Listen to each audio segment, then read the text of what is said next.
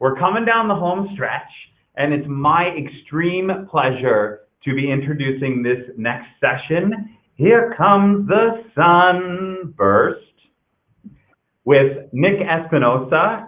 Nick is the Chief Security Fanatic at Security Fanatics. I've had like 15 minutes to talk with him before this. He's a super cool guy. You guys are really going to enjoy this session. I've got a few housekeeping items as always. First, this will be recorded. You will have access to this after the show. Second, Nick is going to try and squeeze in a QA, so you can refer to the question tab on your right, And with that, I'm going to hand it over to Nick Espinosa. Thank you, and thank you for joining. I just informed that the next speaker after me is Troy Hunt, so I'm very appreciative of being the warm-up guy for Troy Hunt. But yes, I am Nick Espinosa, the Chief Security Fanatic of Security Fanatics, where we do all things cybersecurity, cyber warfare, cyber terrorism, infrastructure, and government compliance related. I also have a nationally syndicated radio show in the United States. I write for Forbes and Smerconish with CNN and do some other stuff as well. And I'm going to be talking to you guys about Solarwinds, as well as, interestingly enough, we called an audible after I booked this, also Colonial Pipeline, which is not nearly as sophisticated as SolarWinds, but obviously caused a national panic, or at least a panic in a good chunk of the country. So with that, let's get started. We're going to dive right in, just given the time that we've got here. And so with that, we're actually going to start with a timeline of the attack. Now, as this was unfolding back in December, I was actually taking notes and putting out PowerPoint presentations at one point almost daily on this. And this is a condensed version of this from top tier sources that I simply took from those presentations in my daily videos and podcasts that I do to do this. But it's a very fascinating subject, and I think it's perfect for something like SOCstock, because as we're talking about security operations, there's a whole bunch of stuff here that just really fell down. And so with that, we have to start on Tuesday, December 7th, because that's when FireEye actually broke the news that they basically got hit by essentially a nation state with top-tier offensive capabilities. That was broken by the New York Times and other outlets of that day, and that set off the firestorm that we currently know as SolarWinds. The next day, on Wednesday, basically all the news outlets started really pushing this out. The Wall Street Journal was the first to actually mention Russia as the most likely suspect, for this very sophisticated attack, and we will, like I said, dive into that. Fast forward to Sunday, again, just condensing this a little bit. Basically, FireEye reports that SolarWinds Orion's network has this vulnerability that basically allowed a nation state to access thousands of companies worldwide, and the Washington Post identified them as Advanced Persistent Threat, or APT-29. Basically, they're also known as Cozy Bear and some other names, and this is the group that is believed to have hit FireEye, and basically Cozy Bear, or APT-29, has been linked back to Russian intelligence. That Reuters then confirms that, although FireEye doesn't actually, interestingly enough, come out and say if they're using Orion or not. And I think that's a really interesting thing, and we will get to that because I think what they were doing operational security-wise was simply not saying the products that they're using, because others that have potentially gotten into SolarWinds, and we'll talk about that too, might turn around and attempt to hit FireEye as well. Now, with that, on Monday, 6 days later after ground zero here, Wire reported that SolarWinds disclosed to the SEC as many as 18,000 organizations that were possibly vulnerable to this attack. The CISA, which is the cybersecurity wing of the Department of Homeland Security, basically orders all federal agencies in the United States to turn off SolarWinds products. Now, this is interesting because a lot of people, and I've actually been through their SEC public disclosure on this, they have roughly 33,000 Orion customers. That would be SolarWinds, and the speculation is that they actually soft-pedaled this or downplayed it because we speculate that there is actually way more than 18,000 corporations that were affected by this. And I think that's an important thing to note here. And oftentimes when we are looking at or talking about disclosures, companies and organizations attempt to mitigate those public disclosures as best they can, saying, well, it wasn't as bad as we thought it was, or whatever that is. And Orion, SolarWinds appears to be no different in that manner. And 1 week later, basically, it's reported that FireEye discovered the backdoor while probing their own data breach, and that basically confirmed that SolarWinds indeed was using Orion. Solarwinds has many products out there, some free, some expensive, but Orion tends to cater to the larger, more sophisticated corporations of the world, of which FireEye would be one. Now, through this whole thing, Microsoft Security was actually tracking this as well, through their own infrastructure to see who was going where. And the initial breakdown of what we saw here was that essentially IT, information technology, was by far the biggest hit of those companies that were starting to disclose or realizing that they were susceptible to the SolarWinds Orion attack, eventually known as Sunburst. And the second big one, obviously, are governments and think tanks. Obviously, that's a huge problem, as there's a lot of sensitive, classified as well as controlled unclassified information that the government tends to have. Think tanks, obviously, they're in the business of predicting what the government will do, so they're usually a target as well. But like most other places, we have seen a massive explosion in attacks against information technology providers, whether it's an IT provider like a managed service provider or a managed security service provider. This tends to be a rather large and important, industry here, as we essentially keep the lights on for everybody, right? From cybersecurity to industrial control, we're keeping the country running with its technology. Therefore, we tend to be the biggest target in general.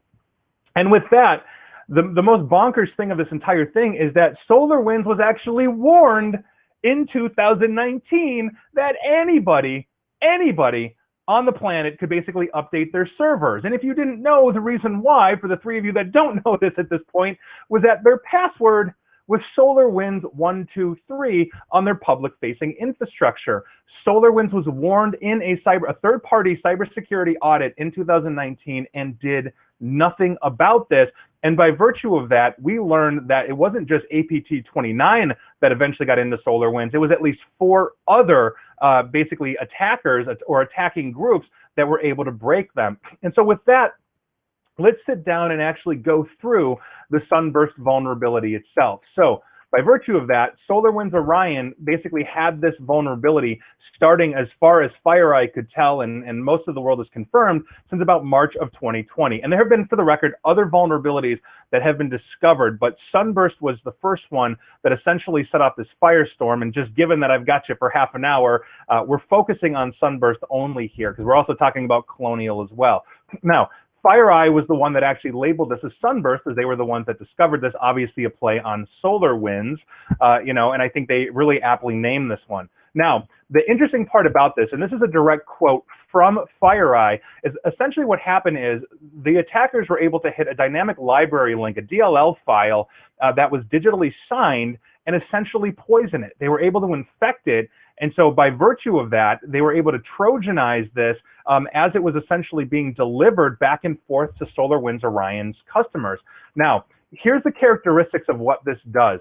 The Trojan, once it's installed or it's downloaded as a payload into the network, will go dormant for up to 2 weeks to basically make sure that it's evading any kind of threat detection that the network infrastructure has in it, whether it's firewalls, EDR, et cetera, et cetera. But after that, it will then go live and it will execute a command. It's calling itself jobs, which then allows it essentially to establish command and control. And that C2 traffic, can obviously bring things in. But in this case, what it's doing is it's executing files. It's profiling the internal network. So let's say you're sitting on in this case, a single /24. We'll make it easy. It's going to look at that entire /24. It's going to profile that, ingest that information. It's going to disable system services and reboot itself to solidify itself into memory. And this is essentially what it's doing. Now, the reason why this has been so sophisticated is that it's actually using Orion Improvement Program, which is SolarWinds' own protocol. It's their proprietary protocol that moves traffic from Orion agents to Orion agents, as well as back out to SolarWinds itself. Obviously, they're going through HTTPS to download the updates for that. But basically what this is doing is it's masquerading as the OIP traffic, and so it's blending in with legitimate activity. And it's also basically dumping out or exporting its recon results into basically a legit plugin config file. So if you're an administrator and you're looking through your Orion, and let's say you know Orion like the back of your hand, this just looks like the normal output. So nobody was really catching this, and we'll get into that as well. SolarWinds then, or rather, this payload was delivered by SolarWinds' own update service. They poisoned the update service because, again, public infrastructure was SolarWinds 123 as a password, and then by virtue of that, they were able essentially to push this out as a standard update. So those that were running SolarWinds Orion in March 2020 and were on it and actually started updating their systems as you're supposed to patch every month or whatever the frequency for the product is, they started ingesting this infection straight into their network. And it started going dormant, and it started unpacking itself and executing and essentially establishing its command and control. And so the question then, just, I don't care if you're a layperson or in cybersecurity, is how the heck did all of the detection systems miss this? And it's actually pretty straightforward. Now, if you look at this, the US government itself has its own threat detection system called Einstein that is designed, essentially, it's administered by the CISA, and it's designed to protect government agencies. But we saw the US Department of Treasury, Homeland Security, and others that were running Orion simply missed this. Einstein missed this as well. Not to mention our next generation UTM firewalls, our threat detection systems like EDRs and MDRs and all of that, we're simply missing this. So by virtue of that, any kind of SIM collector or platform that we have on the network wasn't ingesting this information, and therefore, as that logging and that intelligence is going to the SOCs were simply missing it as well, because nobody was actually detecting this as some kind of threat. So nobody was really analyzing this, and essentially, we whitelisted this. We put this on our allow lists because it was Orion. And what that really underscores here overall is that, one, we trust way more than we should when it comes to these kinds of things. We are not enabling oftentimes a more advanced threat detection systems on legitimate software, such as SSL decryption, as it's moving back and forth out of the network, so that we're inspecting that SSL encryption, as it's leaving the network, egressing or ingressing into the network, and that's a huge problem.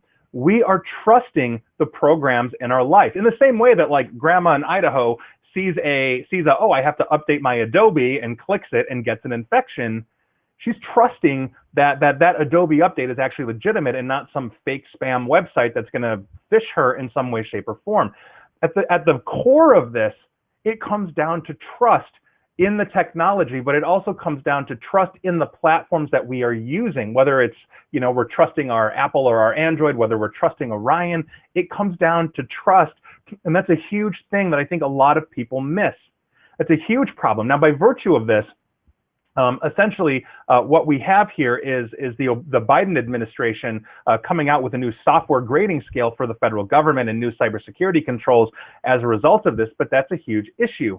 And further, basically, because this backdoor was relying on SolarWinds' own protocol, it was getting a free pass. And again, that comes down to this entire trust issue that we have.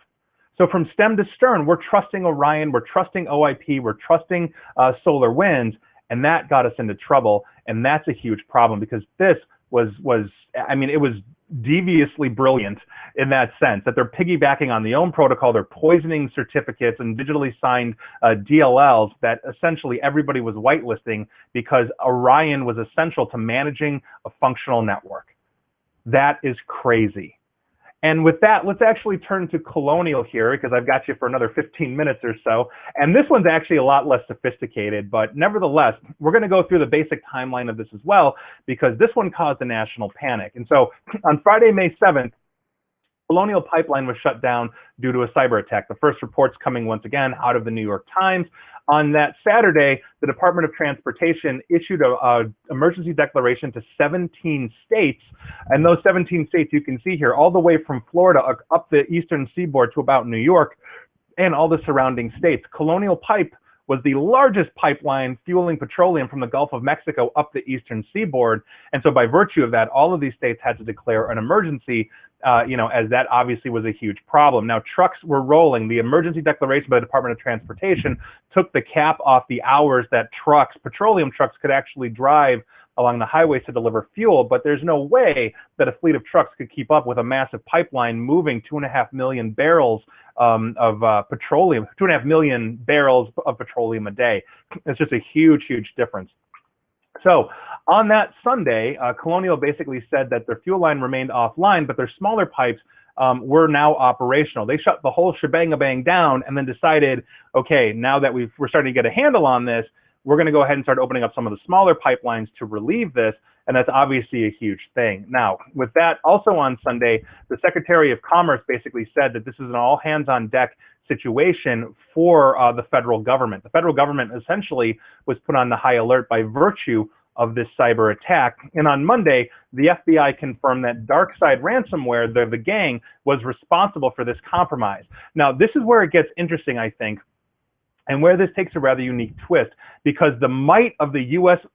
Federal government, the law enforcement, the intelligence, and everything came to bear on DarkSide, and DarkSide saw this. DarkSide saw this coming, and so they immediately started pivoting. They basically said, we're doing ransomware as a service, and so one of the groups that we sold our ransomware to must have hit you. This was obviously an unsophisticated attack. Colonial Pipeline to a sophisticated ransomware gang, if you didn't know, is actually a really bad target to hit, because this is a business that works on margin, high volume margin for gas.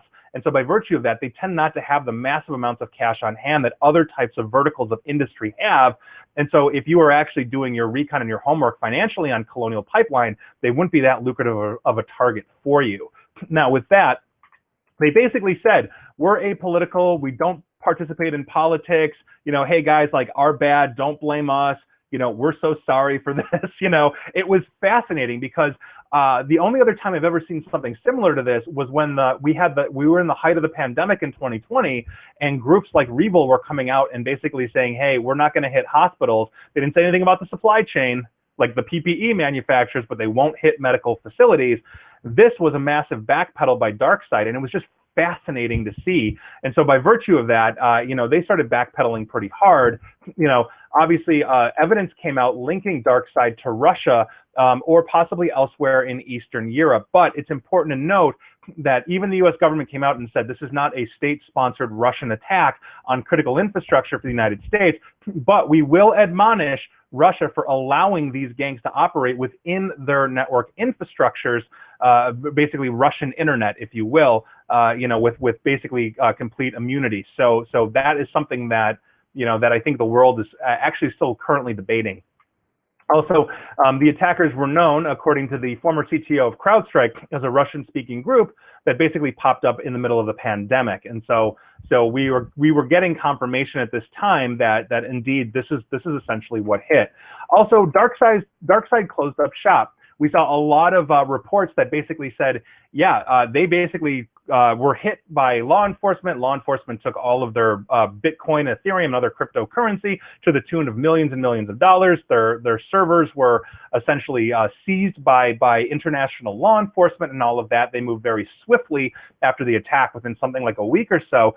But some speculate, because we don't have total confirmation on that they actually pulled an exit scam. They saw which way the wind is blowing. They feared that Interpol or whoever would be kicking in doors and arresting them. And so they basically ripped and ran. They shut down their own stuff. They claimed, oh, well, we're out of business.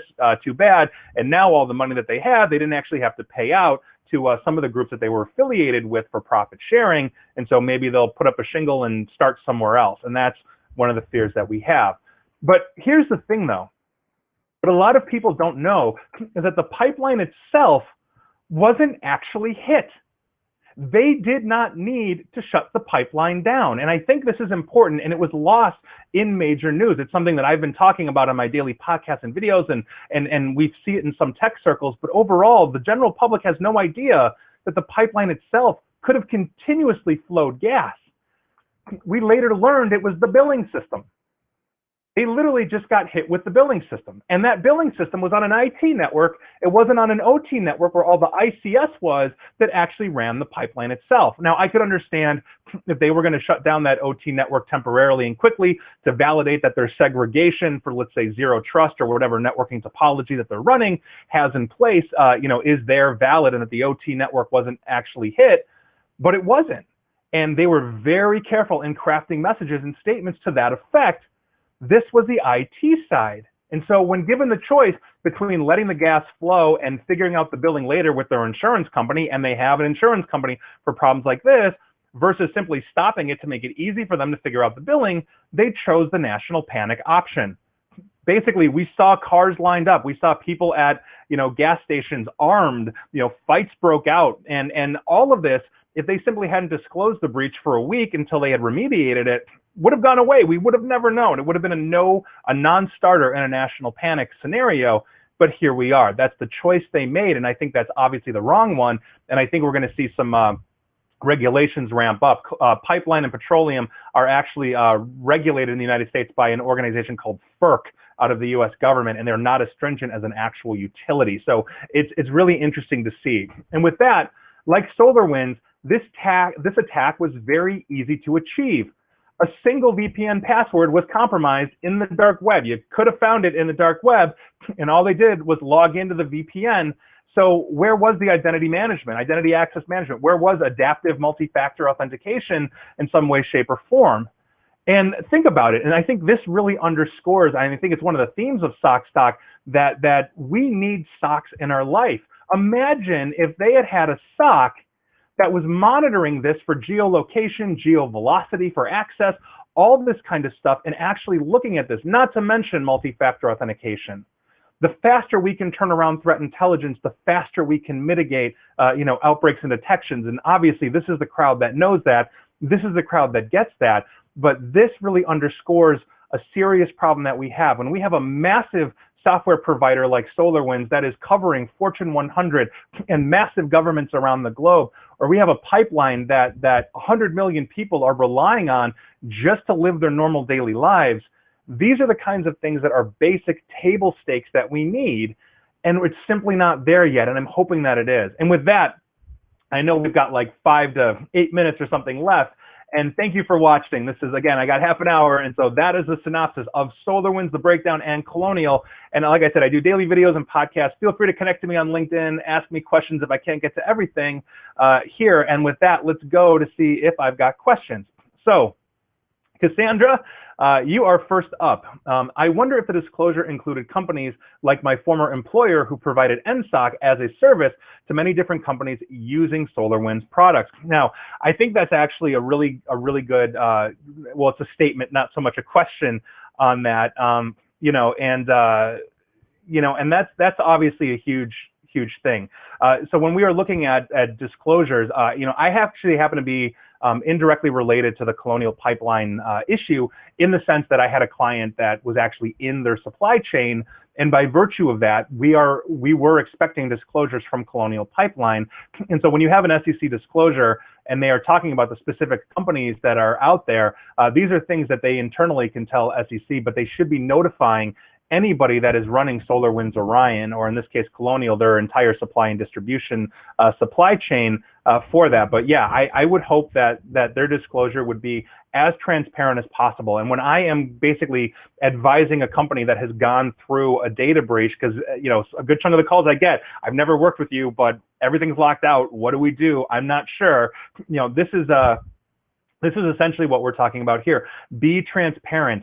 Let everybody know. Your goal here is to mitigate the damage to your network, mitigate the damage to your data, mitigate the damage and reputation damage to your customers as you're interacting with them. And the more transparent you can be in a situation like that, the better it is.